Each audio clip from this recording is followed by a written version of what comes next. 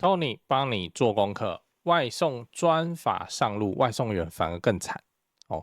這最近超級夯了，你看你的脆大概都是類似的新聞哦，跟人家的抱怨。先說結論哈，外送專法正式上路，但是我非常不看好啦。外送員看起來日後只會更辛苦而已。嗨，我是電商 Tony 陳，歡迎收看 Tony 幫你做功課系列。我這個系列就不講大道理哦，就帶你看商業案例跟八卦。那你也可以思考看看能不能用在自己的公司上。如果能確實增強你的生意，你也不用謝我哦，永遠記得善待你的員工跟客戶就好。好，那我們開始吧。我上一期講 Xbox 大裁員，那這次我來講外送專法上路了哦。這次來聊一個新聞，標題我念一下：外送專法7月21號上路 ，Uber Eats 先漲商家費 ，Foodpanda 觀望中，成本誰買單？好，那這次來聊外送專法。那我會告訴你說，為什麼最想要保護外送員的法律，提高外送員權益的這個措施，可能會讓外送員更辛苦。那先透露一點，好，我先分享一些背景知識，讓你比較有概念。首先就是說，台灣的外送市場有多大哦？產業推估一年的規模大概4.27億筆訂單哦，訂單數量哦，4.27億哦。交易規模約1350億元，哇，超級大哦，1000億的大餅，所以這個市場規模並不小啊。你看我劃線的地方，約15萬名外送員與超過10萬家合作商家，想不到吧？你路上看到那幾個外送騎手，這樣加一加15萬人，誇張呢哦。那裡面當然有兼職哦，下班去跑外送之類的，然後有合作的店家有10萬間，那你就知道說整個外送產業哦。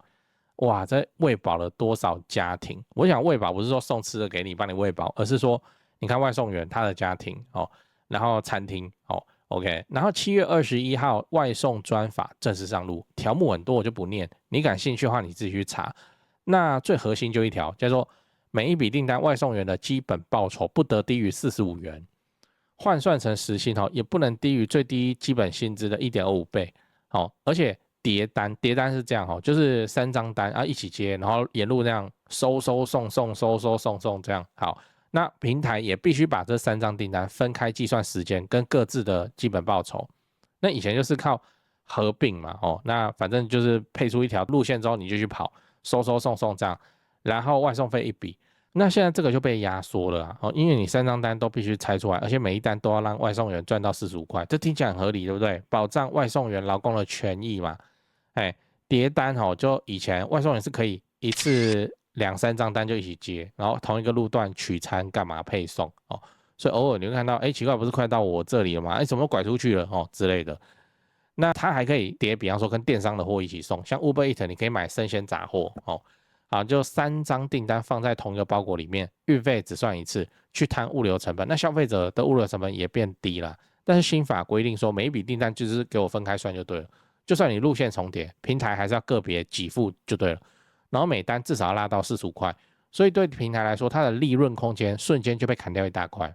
然後2大平台的反應完全不一樣，完全2個劇本先說 Uber Eats， 你看這個新聞標題我念一下。Uber Eats 漲價第一槍，外送專法7月21號上路，當天起調高商家訂單服務費，就是漲價對，商家漲價。餐飲類漲 2.5%， 生鮮雜貨類漲 3%， 然後設定 35% 服務費率上限，就是我最多不會漲超過 35%， 我設一個天花板這樣，哇 35% 什麼概念？蝦皮的成交手續費它就給你寫 6%， 然後各種活動開發要疊一疊，大概是 20% 上下我們做電商，那看你的產品會有浮動。然後餐飲外送，哇靠 35%， 這太兇了吧。然後消費者用 Uber One 就是他的會員訂閱制的會員，這個會員費也漲了。你看這個新聞，Uber One 今日起漲價，漲幅 65%， 月費變199，年費要多付790塊。它以前是1年1200啊，然後現在是漲到1999吧，我記得大漲價。然後我們看 Foodpanda 現在怎麼處理，在我寫稿的時候，官方是說他們要先行自行吸收成本。我靠，看怎樣再說，這個也是蠻合理的就是 Foodpanda 現在是把這個成本視為行銷費用，看能不能吸引大量的消費者就跳槽來用 Foodpanda， 然後去攤平它的成本，不然他現在要打不贏 Uber Eats 然後漲價的話只會先 G 得更快而已。再來你要知道，外送員真的贏了嗎？哦，那我們就來講說，現在市場中大家最買單的說法，應該外送員要很 happy 吧，很開心吧？吵那麼久，終於有一條幫他們維權的法律了，小蝦米終於贏了，爭取到屬於我們自己應有的權利。這15萬外送員以前是什麼處境？哎，就是系統說多少錢就多少錢，你愛接不接就這樣，然後疊3張單也是多給你幾塊而已，然後被停權的話，申訴也沒地方。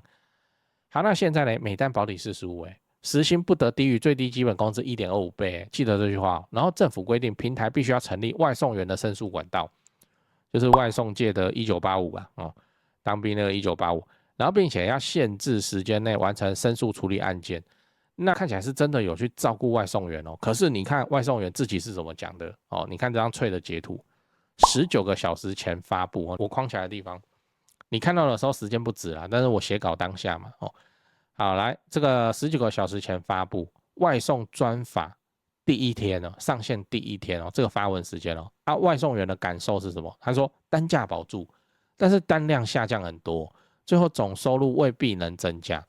那當然，一篇脆的貼文，一天的案例還不能代表15萬外送員，但是你自己去脆上看，有夠好看，你就打外送，哇，一大堆哦，有那個外送員在罵，說什麼狗幹政策什麼的，然後有消費者在罵，說怎麼貴那麼多哦，那我自己去買好了，好，然後有店家在罵，奇怪我們什麼都沒做，怎麼就被罵？我們單量掉很多，哇靠，現在看起來沒有一方是獲益的，有點奇怪。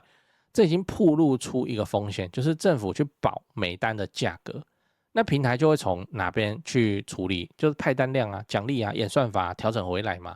簡單的說，就是能跑的單量整體變少，然後它的時薪哦，在還沒有加碼的情況之下是只有203啊，現在基本時薪是多少？196。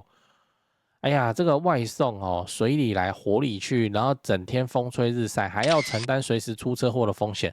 能拿到的時薪只比每天吹冷氣的 Seven 店員多7塊錢，當然有此一說，是說這個差額就是說1.25倍嘛，那個差額月底公司會打錢給你補給你這樣，這是有此一說。目前就是剛上，也還沒有誰真的拿到。先說我不是瞧不起 Seven 的店員這能做 Seven 店員，我都覺得這是神人。如果有做過 Seven 店員的話，寫進履歷，這個都在我們看來在招募的時候，這都是加分的項目，表示什麼？他抗壓力強，能處理台灣刁，很厲害啦不過我的印象中是有做過 Seven 店員或全家店員的人都不好意思寫，他覺得說這個不是什麼很好的那個，不是這樣啊。你求職的時候把它寫上去，這個對現在的人資來講，這個加分的幾率是很大的。當然你要遇到正常的人資，你不要那種狐假虎威、作威作福的人資。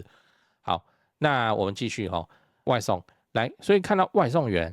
現在看起來也沒賺到啊，那商家更不用講被漲價了，怎麼會賺到？消費者端看到那麼貴，他就不想買了，不想買，商家的單子就變少消費者端你看訂閱費還被漲價，那平台端呢 ？Foodpanda 這邊供這一定是虧錢的，因為他現在沒漲價嘛。那目前唯一看起來有機會安全下莊的是 Uber 好，那再來你要知道 Uber 可能成為最終贏家如果你看到這裡覺得還可以的話，記得幫我按個訂閱也歡迎直接加入我的頻道會員，讓我有動力做出更多精彩的影片給你看。那我繼續討論說，為什麼我會說 Uber 可能成為最終贏家？原因很簡單，因為這條專法會成為 Uber 的護城河。先說我沒有講什麼官商勾結這種話我只是說這一整套看起來，居然是對 Uber 有利你說 Tony 你講錯了吧？現在看起來政府是要規範外送平台怎麼會讓 Uber 得利？好，我用一個比較好懂的場景跟你分享。例如說，現在政府突然出台一個政策，所有的店家不管你有沒有用統一發票，你全部給我改開電子發票。好，你猜接下來會收掉多少店家？我不是說什麼大家逃漏稅，而是一些鄉下小雜貨店，他電腦都不會用，反正就是看缺什麼打電話叫貨這樣。那你要逼他學會怎麼開電子發票。電子發票折讓你會不會用？不然你就給它修起來，就這樣啊。好，同樣的，你這一套組合拳下來，對 Uber 來講影響有很大嗎？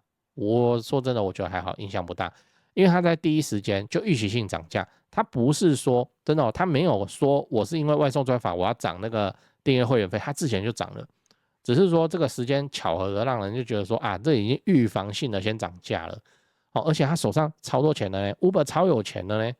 你看這張截圖，我發現的地方 Uber 在2026年第一季，我說現在是 Uber， 不是指台灣 Uber， 是整個 Uber 哦，單季營收就有132億美元，營業利益19億美元，年增幅非常高啊。他手上的現金跟短期投資哦，也都超過60億美元，就他有錢哦，他有足夠的銀弹來承受台灣這小小市場。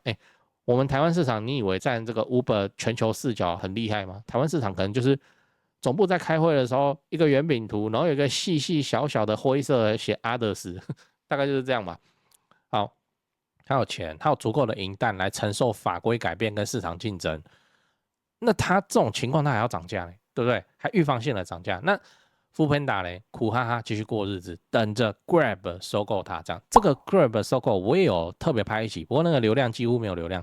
反正就是，哎呀，這個明明是影響我們民生的大事，就沒有這個獲得曝光，我是覺得蠻奇怪。Grab 東南亞哦，你去馬來西亞、新加坡、泰國，在路上看到那個很綠色的那個 Grab， 好，那個就是他要收購 Foodpanda， 台灣 Foodpanda， 然後準備進來這樣。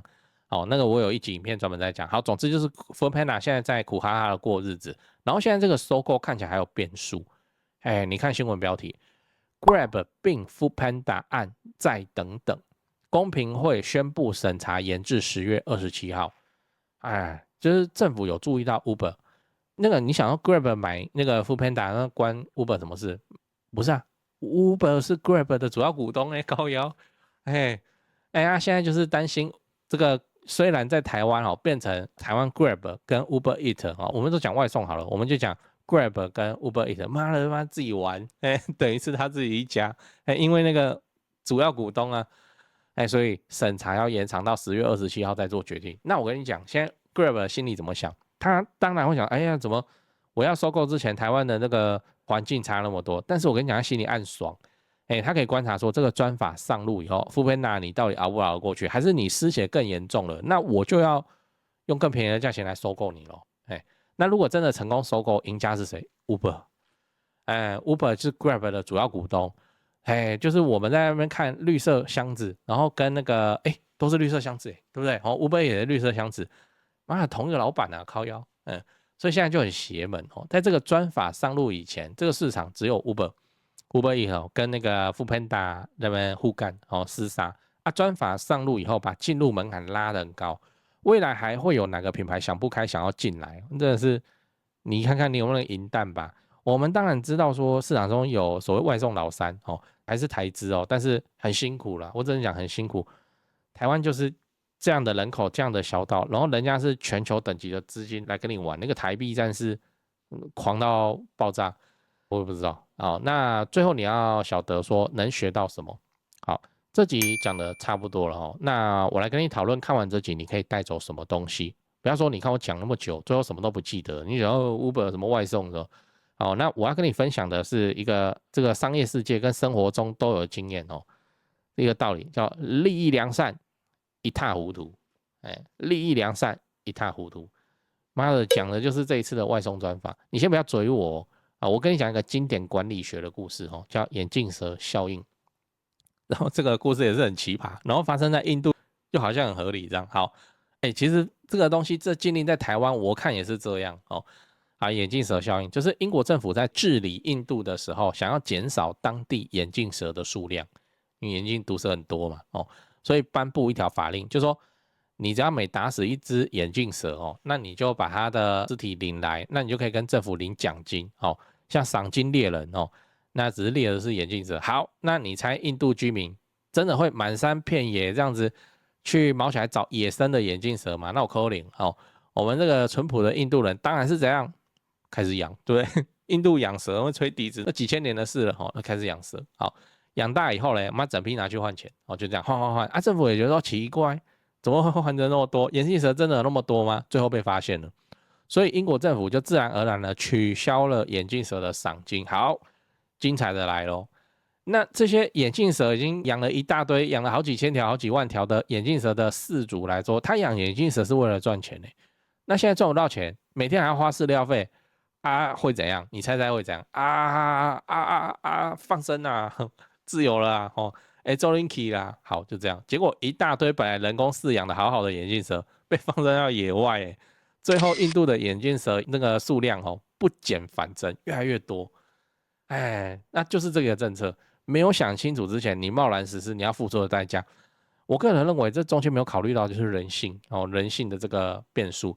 好，那我們回到這次的外送專法，外送專法出發點有問題嗎？沒有。他要保障外送員的收入，他要建立申訴的制度，這很合理，因為外送員是社會中在職場中比較弱勢的一方，他也沒有什麼像那個我動不動我就要祭出我人民的法錘什麼勞動法什麼有的沒的。像我們平常在職場上班，我們再爛我們覺得說OK 還有一個東西在保護勞基法勞基法就外送沒有所以他們本來就是職場中比較弱勢的一群人，那他們經過了10年的抗爭那終於爭取到保障外送員收入，建立申訴的制度，非常合理啊，很漂亮啊，這個要給他們拍拍手，真的但是架不住人性的考量，好心辦壞事這是商業的世界呢，它不會因為你出發點很好，就按照你期待的方向去運作。商業世界會跟你說，你出發點很好，但你先不要出發啊。當我們去對市場做出限制的時候，市场這是看不見的手，就會自己調節。那你無法控制調節的結果，那往往都是翻車的啊。外送專法造成的結果，回想剛剛的眼鏡蛇，對不對？你也看到了，外送員的收入至少現在專法實施到現在，沒有說誰能明顯提高，但是商家的手續費被拉高，商家的訂單數量大幅降低，消費者要支付更高的價錢。那你真的想要？請問這個45塊是從誰身上刮出來的？你去刮消費者說，沒有，你每一單就是要給我45塊的外送，不是啊？是他刮那個平台方啊，平台方現在看起來有把錢吐出來嗎？可能部分吐一點，沒有達成預期。我跟你講，這個外送專法他們在倡議的人想的一定是什麼？一定是說單量持平以前有多少單，現在就是多少單，但是每一單的價錢變多，屁！實際是實施以後就变成說單量大幅的降低，降低了以後，我每一單賺的錢變多。但是我單很少，我加起来沒有比較多，就是這樣這同樣也是非常多管理人員跟老闆會犯的錯誤就是怎樣？就是看到問題，想要馬上去解決。你業績不好，提高業務獎金；客服被人家客訴說回應太慢，好，那就下來一個，你也沒去調查，你沒去，你下來一個叫5分鐘之內一定要回復。安諾讀安諾，這種莫名其妙的東西，好。你在職場上班那麼久，你應該都看過類似的例子甚至你自己就是那個老闆，你自己去檢視你的公司有沒有被你去下一些看起來乍看很合理，可是細想一下好像都不對，好像都有一隻眼鏡蛇的陰影的那種規矩。好，那最後會變成怎樣？好心辦壞事啊！你提高業務獎金，業務只賣獎金最高的產品，客戶的真實需求關我屁事。反正已經改了嘛，我現在只有賣這個有錢賺，那我就是往這個賣。它明明是需要公司的另外一個產品，公司另一項產品能帶給公司的長期收入是比較高的，那關我屁事。反正你現在就是暗示我只賣這個就對了嘛，然後提高獎金。那客服為了達成5分鐘回復這個績效，你覺得客服會怎麼做？哪有那麼厲害的客服啊？所以我就先傳一句沒有意義的罐頭訊息，請問您遇到了什麼情況呢？就這樣給對方。然後你看後台數有確實 OK 大家都在5分鐘之內回好，那今天大家都下班好，可是客數不減反增，那你們家客服是怎樣？每次都拿罐頭來罐頭去，然後問一句我要等很久啊，剛剛我不是講過了，怎麼再來罐頭我一次，到底是怎樣實際上你的公司就很容易慢慢變衰弱，因為消費者的消費體驗就急劇下滑中嘛，然後你怎樣？你不知道呢？因為你看後台的報表，你覺得說5分鐘之內回復，然後業務的獎金這個大家領的都變多，還不錯還不錯，不是這樣啊。所以真正優秀的管理，它不是制定出一條看起來很正確的規則，而是設計出一個，即使每個人都自私到爆，從自己的利益出發，你最後還能產生出一個對全公司都是好的一個神仙制度。我當然知道這種制度非常困難啊，但我想到一個解法。你聽聽看，我想很久好來萬事不絕問 AI 問 AI， 你說問 AI 還要你來講，你看我怎麼做的問 AI， 你就把你身為管理者，你身為老闆，你想要接下來實施的政策，你描述給他聽。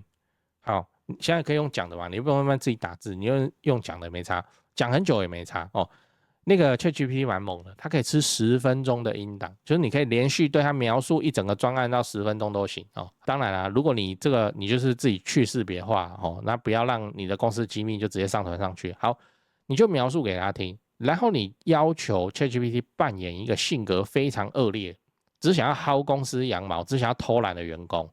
你就說，如果我頒布這個東西以後，你身為這個就懶惰又惡劣又極端聰明哦，就想要鑽漏洞的員工，你會怎麼去鑽這個漏洞啊？你叫他表演給你看，真的哦，你就會發現，哇靠，這是什麼2026年現代的奇門遁甲嗎？怎麼還可以這樣？哎，你只要多拷問幾次，應該就可以修正出一個你不滿意可接受的制度。就是你身為老闆，你說媽怎麼可以這樣？可是那個想偷懶的員工哈，他已經雕不出什麼錯了啊，整體往前進。然後是好的方向，這樣就行了。我講不滿意可接受，是因為就不會有完美的政策，知道嗎？我們現在要管理的是人哦，那就不會有完美的政策。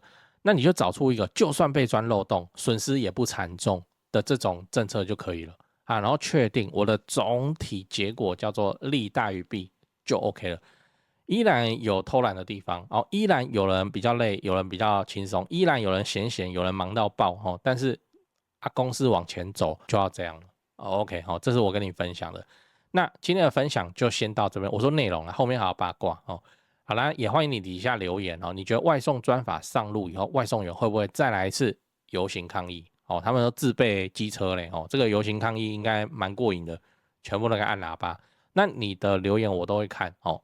我這個頻道有開通 YouTube 的頻道會員功能，我要直接請你刷信用卡支持我，好，讓我可以投入更多的錢跟時間，把節目做得更好。把商業事件中人家做生意的成功之處跟失敗之處，我都拆解給您看。失敗我們就避坑，成功我們就模仿哦。電商通你城幫你做功課系列，值得你加入頻道會員。祝你生意興隆，祝你開車在外都剛好找得到停車位。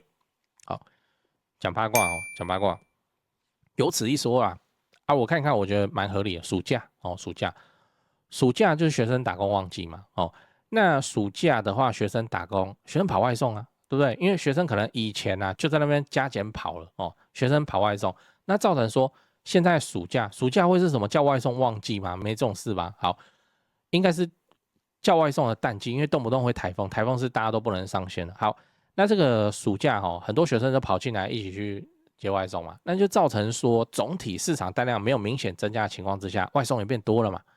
那自然分到每一個外送員手上的單子就變少了嘛，只是剛好專法是最近通過，所以看起來就很恐怖這樣，覺得說看怎麼雪崩了這樣，所以也有一種說法是你就等暑假結束，剩下誰？剩下專業的全職外送師這個要尊稱外送師在跑，那會緩解非常的多。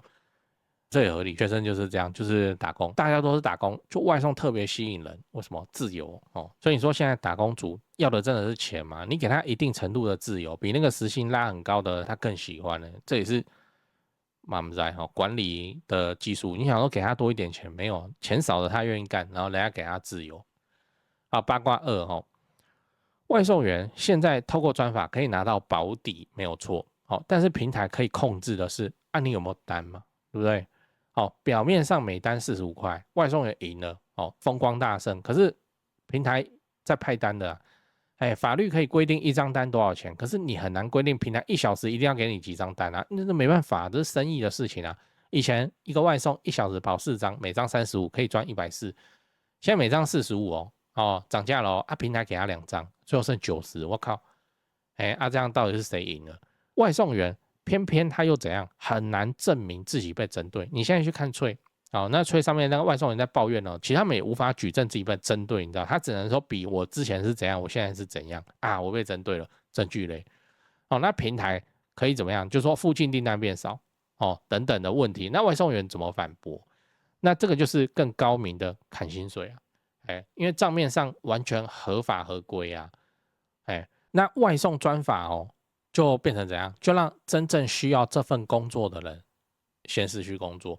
你外送這個工作它的價值體現在哪裡？體現在我現在是外送員視角外送員視角的話，就是他進入門檻低，時間又自由。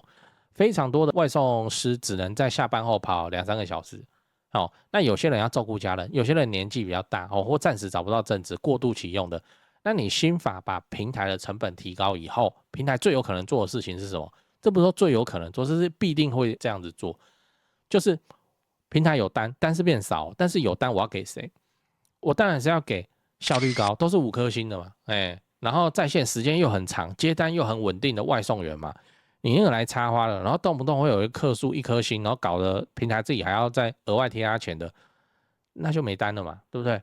我現在單子變少是珍貴的，然後每單的成本變高，我當然是給能夠優先就等級比較好的啦，品質比較好的外送師了嘛，效率高，客數少，速度快，就給他。那結果會變成什麼？就是說全職的外送師高手，收入保持穩定。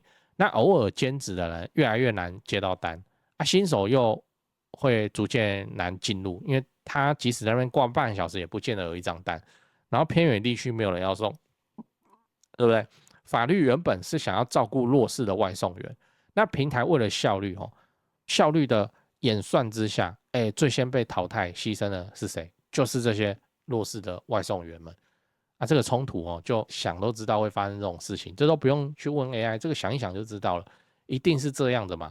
那現在這個一個送了1萬趟，然後他有8000次5顆星，跟一個送了243趟，然後5顆星只拿到20幾次，你單子你要給誰？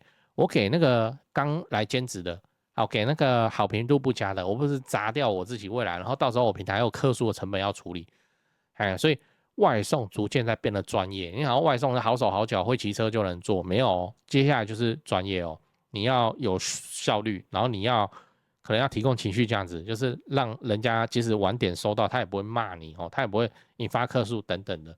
外送逐漸變得專業。八卦3哦，來餐廳視角。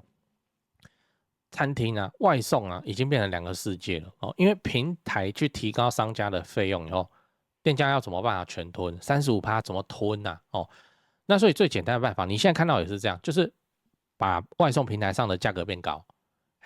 其實是不能這樣的，但是大家都這樣子幹。例如店裡面一碗牛肉麵是130塊，然後平台你要在外送賣，因為要被抽嘛，那他算一算以後，他就給他定160、190，就是這樣，然後再加服務費、外送費、小額訂單費，這就不關他的事。所以消費者最後可能要付到200出頭塊才買得到你店裡在賣的100多塊的牛肉麵。那消費者不知道就算了，消費者要是知道呢，那不是很麻煩嗎？那我告訴你，這也是接下來必定會發生的事情，必定哦。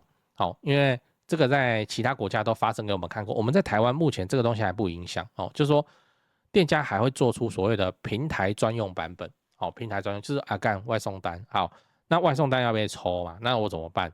我可能肉用少一點，我可能包裝縮水，其實內用跟那個外送的成本還比較高，我要那些容器我的肉可能變少一點，我的配菜要少一點，那你來店裡的話有紅茶可以喝，我外送是一律沒有。然後套餐的內容也去做調整，可能我上架到外送去賣的套餐，你在店裡點不到，可是你在外送點得到，然後價格是比店裡還高了啊，那個就是特別開發出來要去平衡成本用的版本，那內容可能會被偷偷改過，一定會發生，因為我已經知道有人這樣子，我就去他店裡吃，點個同樣的東西，然後我再叫外送，我拿到的東西分量怎麼差那麼多，好，然後該有的東西都沒給我也就算了嘛，我們男生就是這樣，幾乎沒有在退貨的我就說好吧，大家平衡成本，我就算了。但是這個東西如果大規模的發生下去，店家是為了生存不然怎麼辦？消費者有爽到嗎？沒有，他可能付了更貴的錢，可能拿到的是比在店裡吃享受到的餐點還要更次一級的餐點，這樣敢 OK？ 這樣好嗎？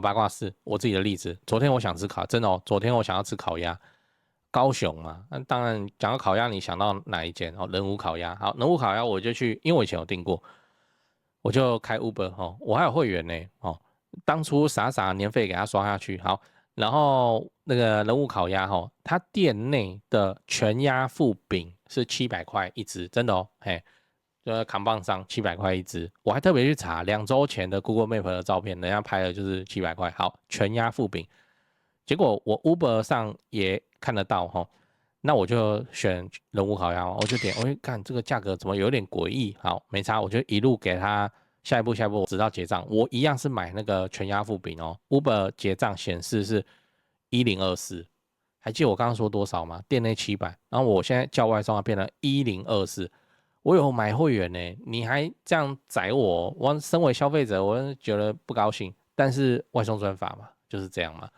所以接下來的外送哦，就是留給誰來點的。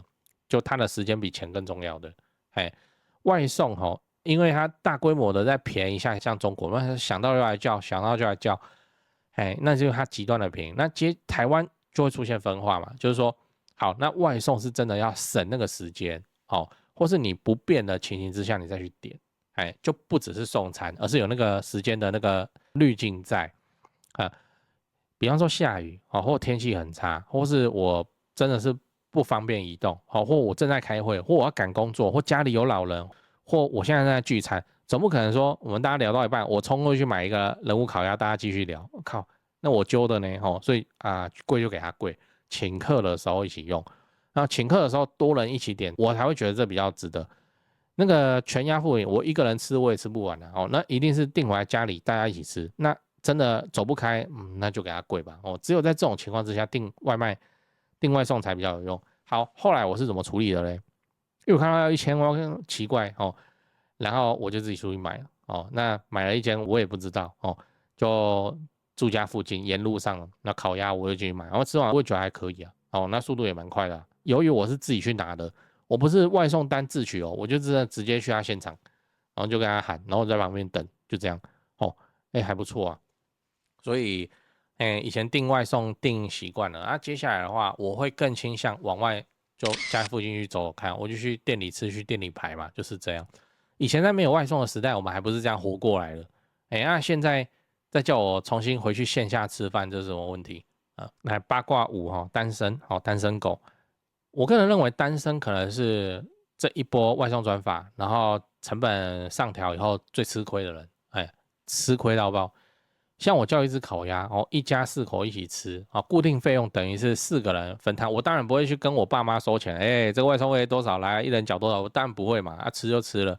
但是你今天就一個人住，你點一個便當，你也要承擔這個，你要承擔外送費、服務費、小額訂那種，這會導致很多問題。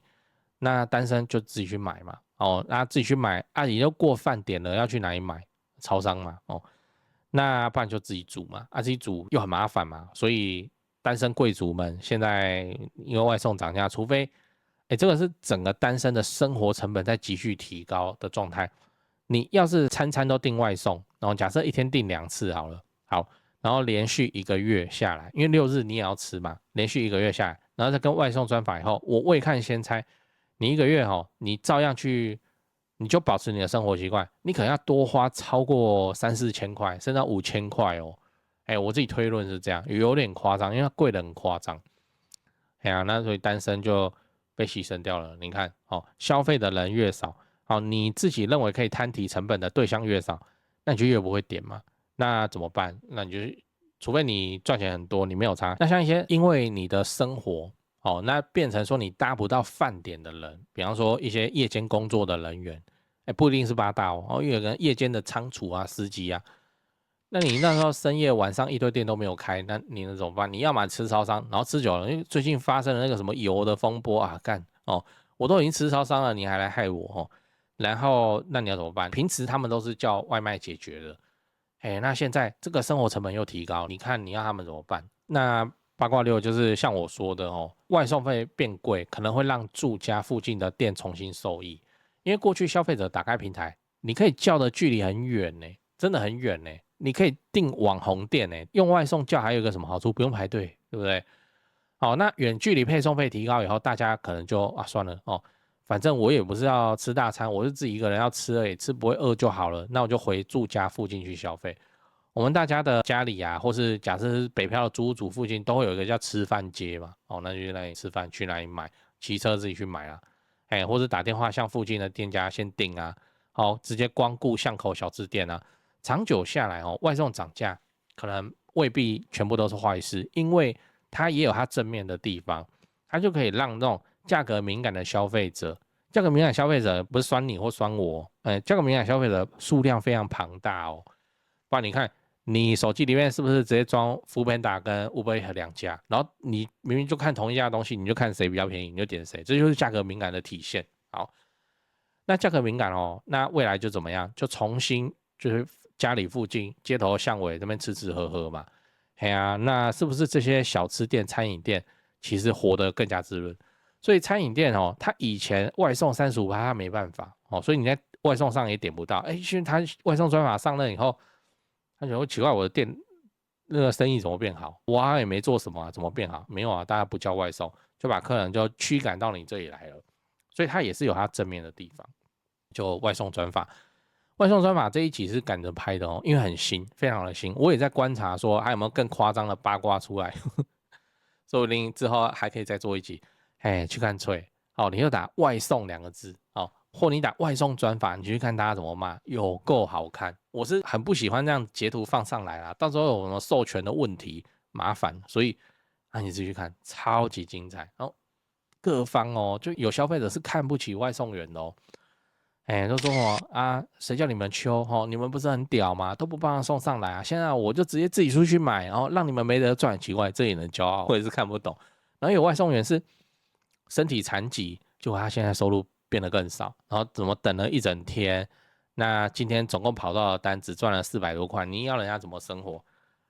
哇，我也沒想到說這個外送專法實施下來影響這麼巨大，很好看啊，有那個暖心的故事，也有那種人家在嘲諷外送員的，你去看一看，非常之紓壓。